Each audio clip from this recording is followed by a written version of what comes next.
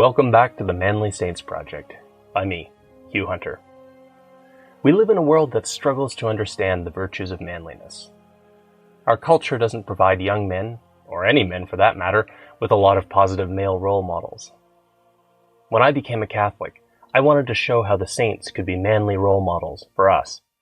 My weekly exploration of manly saints became the Manly Saints Project. If you enjoy my work, please consider signing up and supporting me on Substack, or click the links in the show notes to buy me a beer. Now, let's meet this week's Manly Saint.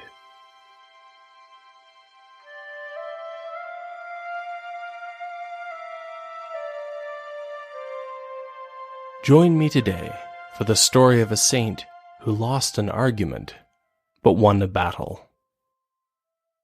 Name: George. Life: died in the 9th century AD. Status: saint. Feast: February 21st. Khosrow, greatest of gods, and master of the whole earth, to Heraclius, his vile and insensate slave.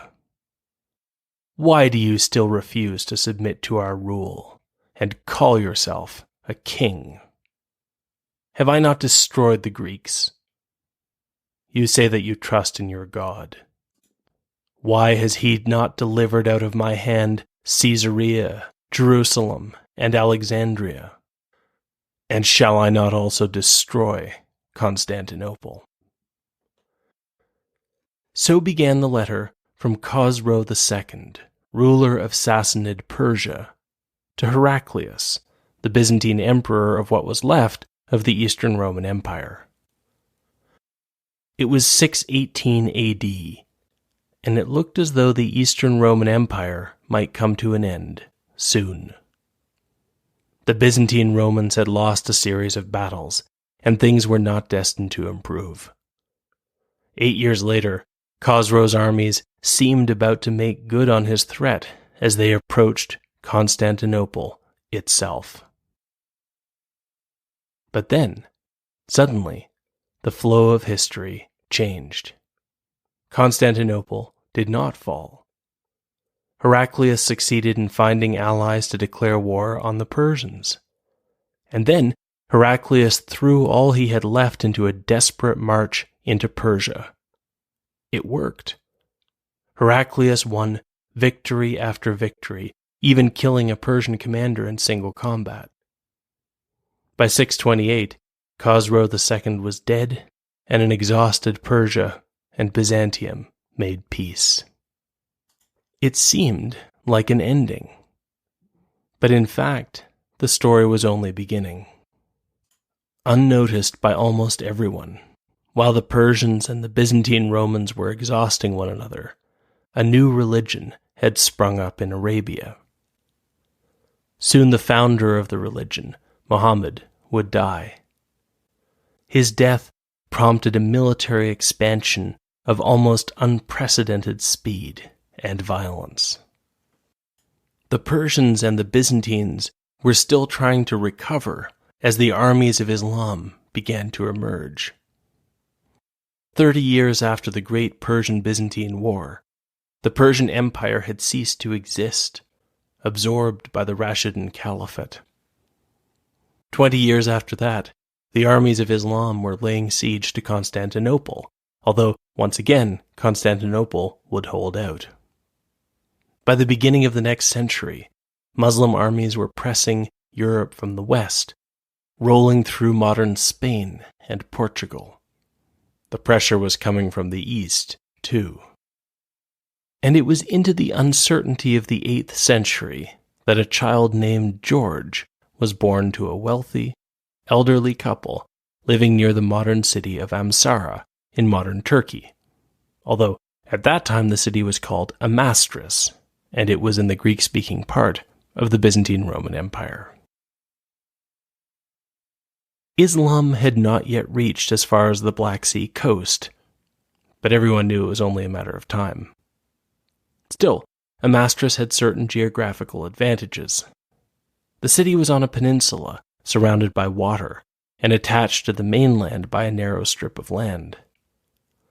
Centuries earlier, the Greek kings of Amastris had begun to fortify the area where the peninsula connected to the mainland, and by now, the Romans had built a fortified wall to protect the one way to get to the city on foot. George was born outside the city, but his parents soon brought him to Amastris. Our source for George's life, Ignatius the Deacon, tells us that it was clear from early on that George was a thoughtful, spiritual young man. He was interested in the church, and given George's family, the way before him was fairly obvious. One of George's uncles was a priest, and George's father was an important man. Everyone probably expected George to use these connections to rise through the hierarchy of the church in Amastris. If he did, he might one day become a bishop, or an archbishop. All of Amastris was open to George. But when he looked around, he realized this was not his calling. He was being called to do something much more radical, something that would require all of his faith. And so one day, George went and found one of his father's servants and borrowed a donkey. He and the servant loaded what George thought he would need onto the back of the animal.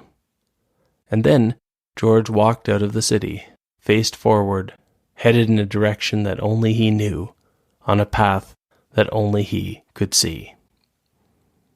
They went southeast, inland. George didn't know where he was going exactly, but as they went, he thought and prayed. And finally, at the foot of a nondescript mountain, George stopped the little group and told his servant that they had arrived at the right place. He thanked the servant and sent him home with the donkey. And then George took the supplies he had brought and started to climb. He didn't know what exactly he was looking for, but he thought he would know it when he found it. And indeed, at the top of the mountain that George had climbed, there was an old hermit. Years ago, he too had left the world behind.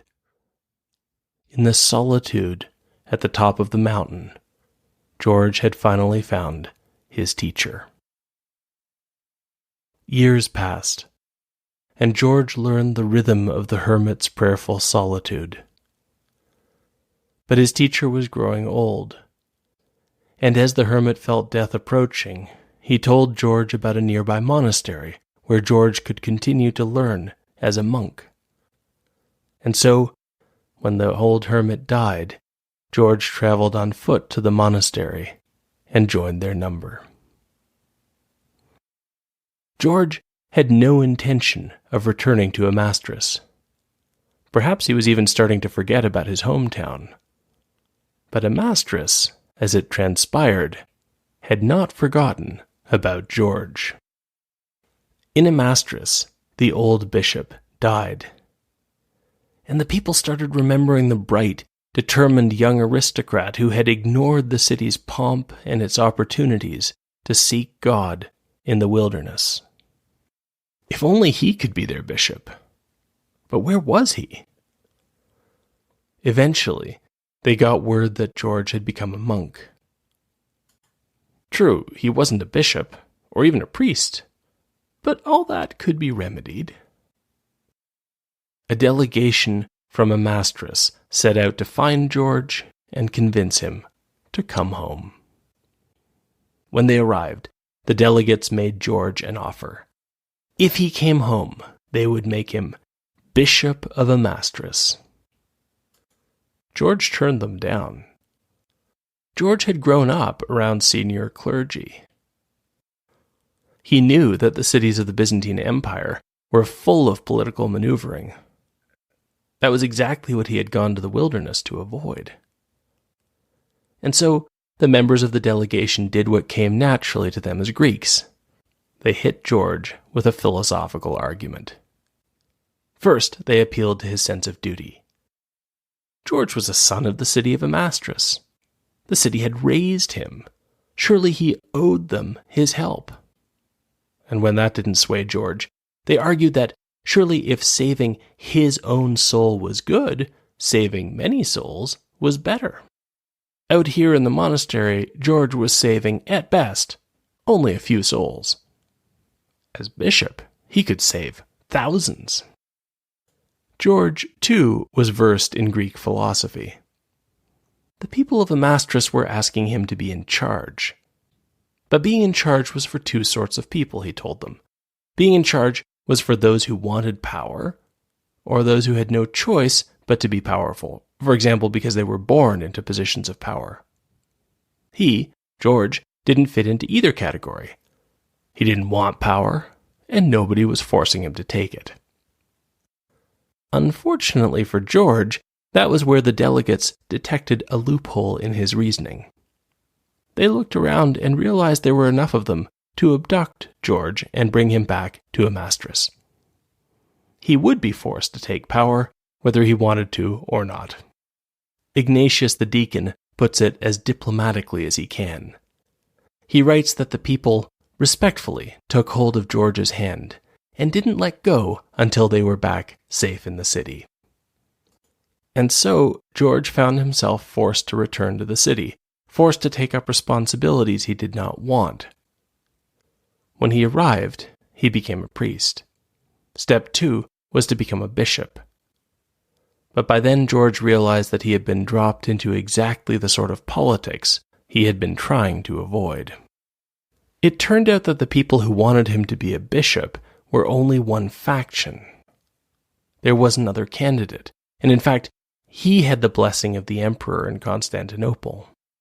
Perhaps George thought that if he made his case very reluctantly to the emperor would stick with his original choice for bishop, and George could return to the monastery. But when the emperor met George, he saw what the people of Amastris had seen. Perhaps the very fact that George didn't want to be in charge, that he wasn't tempted by money or power, helped to convince the emperor that George was the right man for the job. Not only did the emperor choose George, the emperor even adjusted the local church hierarchy so that George would be largely autonomous, able to run Amastris however he thought best.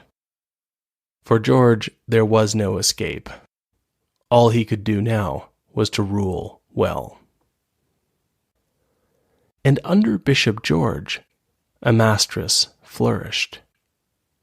George made sure that church money was going to support the poor and the needy.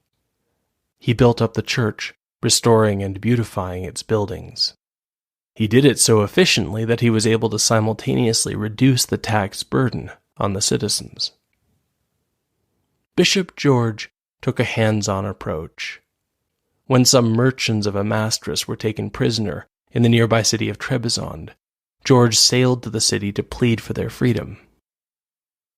It didn't hurt their case when George healed the wife of one of the merchants' accusers, and soon they were free and returning to Amastris. George settled into his role as bishop. Years passed, then decades. George helped everyone, from the empress to local sailors in the port of Amastris, and eventually, the fiery young bishop was not so young. And then, one day, the armies of Islam finally arrived at the city. The way Ignatius the deacon tells the story, much of the work of preparation was left to the bishop. Byzantine forces were still fighting defensively, and perhaps the garrison in Amastris wasn't organized enough or large enough to do much. But when he heard that an Arab army was marching north toward the city, Bishop George knew what to do. The first step was to get the people to safety. Bishop George hurried from village to village, organizing the evacuation. The people around Amastris took what they had, and whatever would help the enemy, and went to safety into the city. When the surrounding countryside was empty, George returned to the city to wait for the attack. Bishop George and whatever soldiers were in the city waited at the fortified wall that protected the entry into the peninsula on which the city of Amastris was built, the Arab army arrived, as everyone watched nervously. And then, Ignatius the deacon tells us, Bishop George did something utterly unexpected. Just as he had all those years ago, he left the city. But this time, George had the gates opened and walked out, alone, toward the enemy army. The bishop walked out confidently, without a backward glance. And then something even stranger happened. The invading army turned and marched away from the city. In retrospect, we can speculate about what the invaders were thinking. Perhaps the fortifications of Amastris had frightened them. Perhaps they realized that the carefully evacuated towns meant they would be facing a large number of defenders. Or perhaps the sight of a single man walking out alone bluffed them into the belief that the defenders of Amastris were trying to lure them into a trap. But at the time, it would not have been obvious to anyone what would happen next. When Bishop George confidently walked out to face down an enemy army, all he had to go on was his faith. Bishop George had been so kind, so honest, so hard-working, that the citizens of Amastris already suspected their bishop was a saint. But the city would never forget the bishop who had faced a whole army alone for them. When George died and was buried in a church outside the city, miracles began to be reported. But my favorite story is one that suggests that St. George hadn't forgotten how he came to be bishop all those years ago. The church where St. George's relics were kept was raided, not by Arabs, but by a new danger, the Rus people. They had come from Scandinavia to raid and pillage. But they would end up settling, and their name would be preserved in our words Russia and Belarus. On that day, they decided to take the valuable-looking relics of the saint. They reached for the relics, and then froze. As Ignatius the deacon tells it, it was as though their hands were stuck in place. St. George of Amastris remembered well that a firmly held arm could overcome a philosophical argument. But in this case, the raiders got both. When they asked what gods had constrained them, the philosophically minded priest overcame his fear to explain that there was a big philosophical difference between their gods, who were responsible for this or that, and God, who had created everything, including barbarian raiders. The Rus listened. They didn't have much choice. And after a great deal of prayer, as well as more philosophy, and the story of St. George of Amastris, they found they were suddenly able to depart, taking with them a new respect for the manly saint who had been bishop in Amastris on the Black Sea.